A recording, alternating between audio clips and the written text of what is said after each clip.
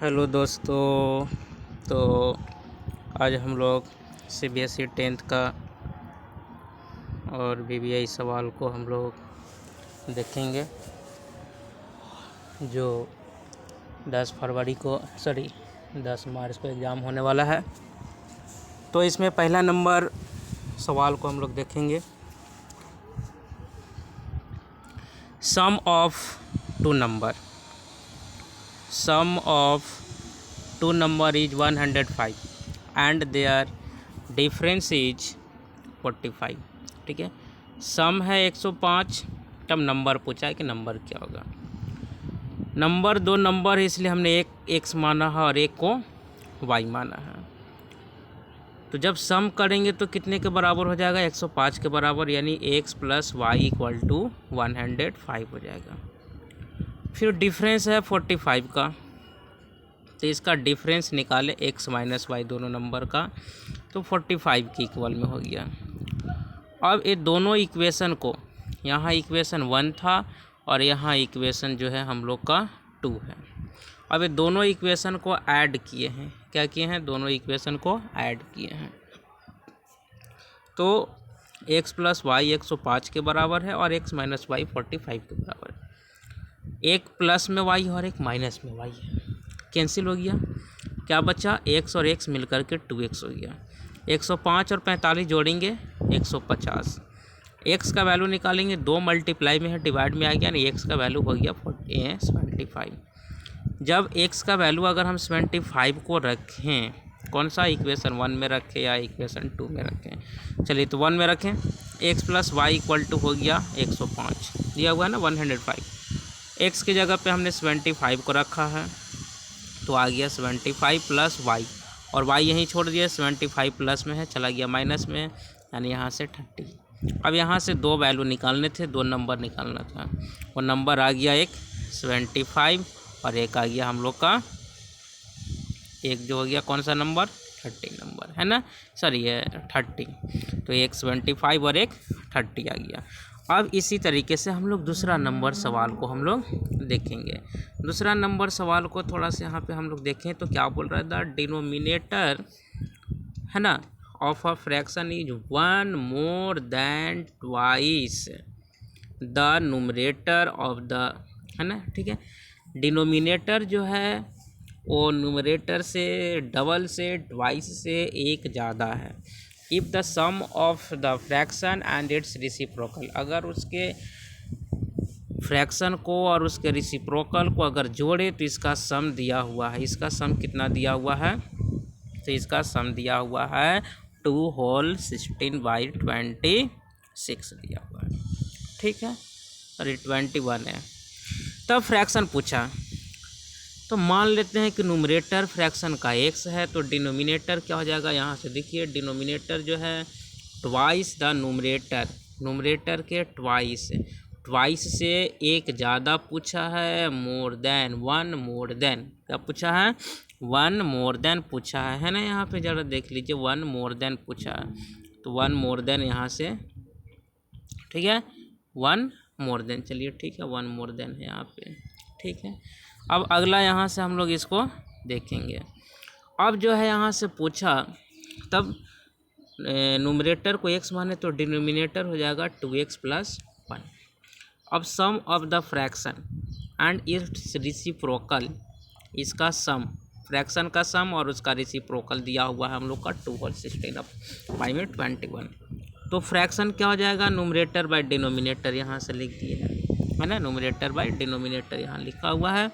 और इसका उल्टा, तो 2x डिनोमिनेटर ऊपर चला जाएगा, न्यूमरेटर नीचे आ जाएगा।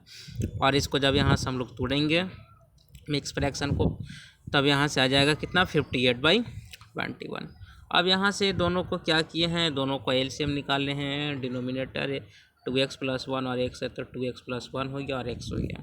यहाँ से 58/21 है। अब यहाँ से आगे हम लोग देखेंगे तो क्या है, 2x प्लस 1, जब इसको सॉल्व करेंगे क्या यहाँ से हो जाएगा हम लोग का x स्क्वायर हो जाएगा, और यहाँ से 2x प्लस, या कि x और x कैंसिल हो जाएगा, 2x प्लस 1 और 2x प्लस 1 बचेगा, इसका स्क्वायर हो गया, है ना। अब यहाँ से इसका स्क्वायर किए हैं तो 2x का 4x स्क्वायर, a प्लस बी का होल स्क्वायर पे तोड़े हैं, फिर यहाँ से 2ab पे 4x हो जाएगा और प्लस में b स्क्वायर का 1 हो जाएगा। नीचे दोनों को मल्टीप्लाई किए हैं तो जब ये दोनों को मल्टीप्लाई करेंगे तो 2x स्क्वायर प्लस में x हो जाएगा। और ये अब इसको हम लोग क्रॉस मल्टीप्लाई किए हैं। क्या किया हम लोग? क्रॉस मल्टीप्लाई किए हैं। जब क्रॉस मल्टीप्लाई किए हैं तब यहाँ से हम लोग का क्या आया है? तो ये हम लोग का आया है ना 521 इधर चला जाएगा और यहाँ से जो है 58 यहाँ मतलब क्रॉस मल्टीप्लाई किए हैं।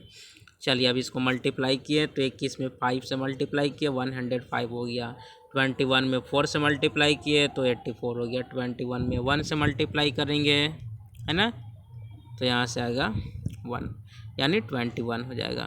फिर यहाँ से 58 में 2x यहाँ से स्क्वायर से मल्टीप्लाई करेंगे है ना तो यहाँ से हम लोग का आ जाएगा है ना 116 और 28 को जो है यहाँ से हम लोग क्या करेंगे x से जब मल्टीप्लाई करेंगे तो आ जाएगा हम लोग का कितना आ जाएगा 58x हो जाएगा। अब x स्क्वायर वाले को एक साथ रखे हैं, इसको जो है ये प्लस में इधर माइनस में लेके चले गए तो 116 में से 105 कैंसिल माइनस हो गया 11 x स्क्वायर बचेगा और यहाँ से 58 है और ये प्लस में 84 था माइनस में 84 को लेकर के आ गए हैं और माइनस में 21 है। अब यहाँ से ज़रा देख लीजिए इसको फैक्टर करेंगे 11 और 21 को जब मल्टीप्लाई करेंगे है ना 21 और 11 को जब मल्टीप्लाई करेंगे तो 231 आएगा है ना। अब इसको क्या करेंगे हम लोग 23 और 7 में इसको हम लोग तोड़ेंगे और यहाँ से तोड़ दिए 11 x कॉमन निकल जाएगा x माइनस 3 और यहाँ से 7 कॉमन निकलेगा तो x माइनस 3 और x प्लस 7 यहाँ से 11 प्लस 7 जो बच्चा है ना तो x माइनस 3 0 के बराबर तो x का वैल्यू आ गया हम लोग का 3 यानी न्यूमरेटर हो गया कितना x आ गया हम लोग का 3। न्यूमरेटर कितना हो गया हम लोग का? न्यूमरेटर को x माने थे तो न्यूमरेटर हो गया हम लोग का है ना न्यूमरेटर हो गया हम लोग का 3 हो गया। डिनोमिनेटर x का वैल्यू रख दिए 7 तो फ्रैक्शन कितना हो जाएगा हम लोग का? फ्रैक्शन जो होगा कितना होगा 3/, है ना 3/, में क्या हो जाएगा हम लोग का? ये 3/, में हो गया हम लोग का 7 हो गया फ्रैक्शन 3/7 हो गया। ठीक है अब फिर आते हैं हम लोग अगला सवाल हम लोग देखेंगे एपी का सवाल है और बहुत अच्छा सवाल है यहाँ से हम लोग का है ना। अब इसको ज़रा हम लोग सॉल्व कर लेंगे। If the sum of first 7 terms of an AP is 49 and that of first 17 terms is 289 find the sum of its first 20 term. ये सब एनसीईआरटी का सवाल है। किसका सवाल है? एनसीईआरटी का सवाल है और प्रीवियस ईयर में पूछा हुआ सवाल है। प्रीवियस ईयर मतलब करंट में 2024 का सवाल पूछा हुआ है, इसलिए चुकना नहीं है, देखना है। If the sum of first 7 terms of an AP is 49 तो हम इससे पूछा है कि 20 टर्म का सम क्या होगा। तो यहाँ से हमने फर्स्ट टर्म को ए माना है और कॉमन डिफरेंस को डी माना है। फर्स्ट 7 टर्म्स का सम दिया है 49। अब यहाँ से इसका एस एन का फार्मूला हम लोग जानते हैं, सम का n/2 2a + n-1 इंटू में डी होता है। एन के जगह हमको 7 रखना है, यानी कितना का पूछा है 7 टर्म्स का पूछा है तो 7 हमने रख दिया यहाँ से। ठीक है अब यहाँ से n/2 हो गया और 2a + n के जगह पे 7 रख दिया, -1 डी यही हो गया। इस 7 से 49 एस का उसका सम दिया हुआ है 49 रख दिया, 7 से 49 कट गया 7 टाइम्स में। अब यहाँ से 2 से 7 में मल्टीप्लाई किए तो 14 हो गया है। यहाँ पे कितना आ गया 14 और यहाँ से क्या बचेगा हम लोग का 7 में से 1 घटा देंगे तो 6d बचेगा और 2d। अब यहाँ से ज़रा देख लीजिए जब 2a और 6 जो d है यहाँ से अगर हम कॉमन को निकालें, किसको कॉमन निकालें? अगर यहाँ से हम कॉमन को अगर ज़रा निकालें तो जब कॉमन निकालेंगे तो क्या हो जाएगा ज़रा देख लीजिए 2 कॉमन निकल जाएगा तो 2 दोनों तरफ में कैंसिल हो जाएगा तो 14 का हाफ 7 हो जाएगा और इसका भी हाफ यहाँ से कर दिया है ना। ये पहला इक्वेशन हो गया। फिर जो है हम लोग यहाँ से सेकंड इक्वेशन को यहाँ से देखेंगे तो सेकंड नंबर में पूछा है कि 17 टर्म का सम क्या होगा, है ना। तो एस एन का फार्मूला वही रख दिए हैं और 17 टर्म्स दिया हुआ है तो 70 के टर्म पे मतलब हम लोग यहाँ पे क्या रखेंगे 17 रख दिए हैं, है ना। तब यहाँ पे 17 रखे हैं हम लोग।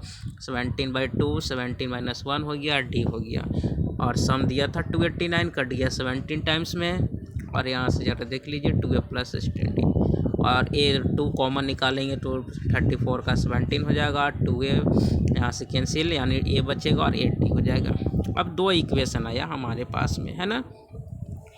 अब एक क्या किए हैं, इक्वेशन सेकंड में से फर्स्ट वाले को घटा दिए हैं। तो यहाँ फर्स्ट वाले सेकंड वाला आया A प्लस में 8D इक्वल टू 17 और A प्लस में 3D आया 7 के बराबर। घटा देंगे, माइनस करेंगे, यहाँ से प्लस वाले माइनस हो जाएंगे, है ना। A और A कट गया, 8 में से 3 को घटा दिया, 5D बचा, 7 यहाँ से 17 में से 7 गया, 10 बचा। अब D का वैल्यू निकालेंगे तो 5 से 10 कट गया, कितने बार में, 2 बार में। अब जो है इसको क्या करेंगे, सो हम लोग यहाँ से वैल्यू को पुट कर दिए, डी का वैल्यू हम लोग यहाँ से पुट कर दिए हैं। तो जब डी का वैल्यू जब पुट किए हैं हम लोग, तो A प्लस में 3D यहाँ पे दिया हुआ था हम लोग का 7 के इक्वल में था, है ना।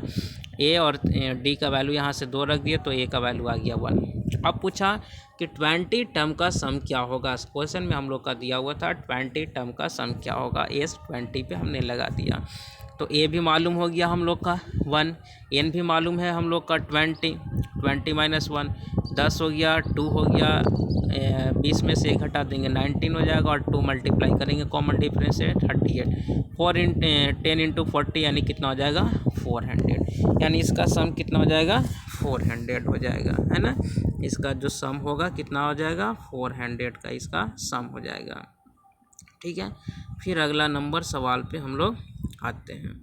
तो अगला नंबर सवाल जो पूछा है पोलिनोमियल का सवाल है, और सवाल बहुत अच्छा है, एक सवाल इस टाइप का आता ही है। Find the zeros of the polynomial x square minus 15 and verify the relation between the zeros and coefficient of the polynomial, ठीक है।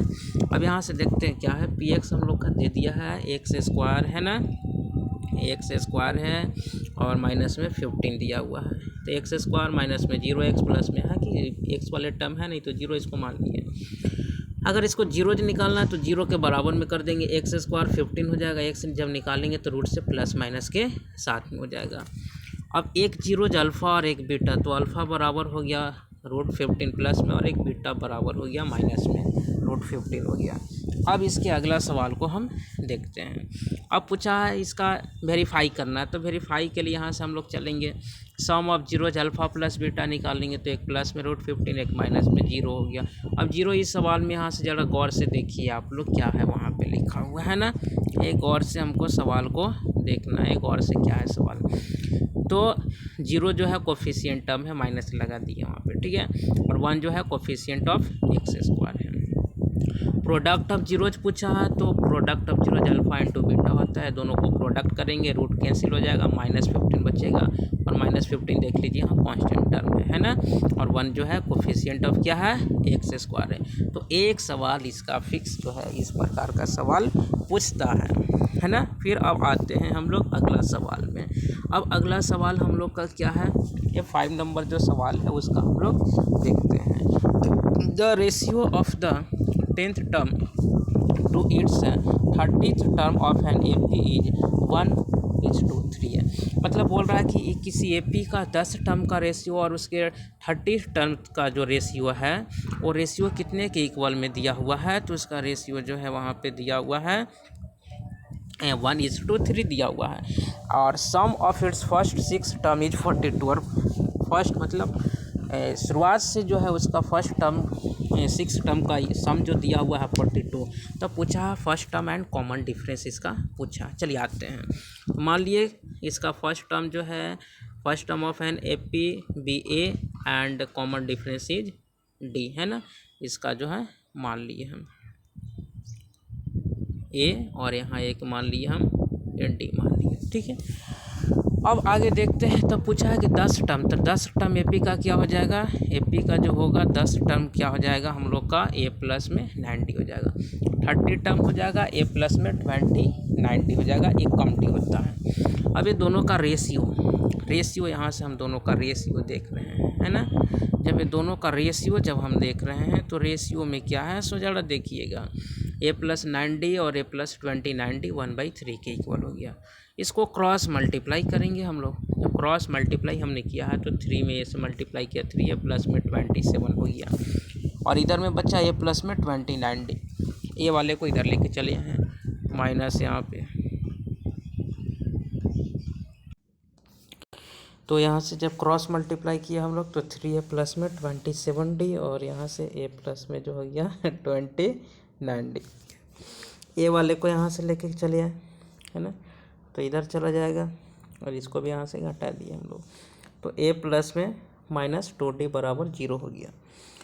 जब यहाँ से कॉमन निकालेंगे 2 तो a माइनस डी 0 के बराबर हो जाएगा और 2 इधर 0 के साथ में चला जाएगा 0, यानी a minus d equal to 0। अब a इक्वल टू क्या हो जाएगा, d हो गया। एक रिजल्ट आया।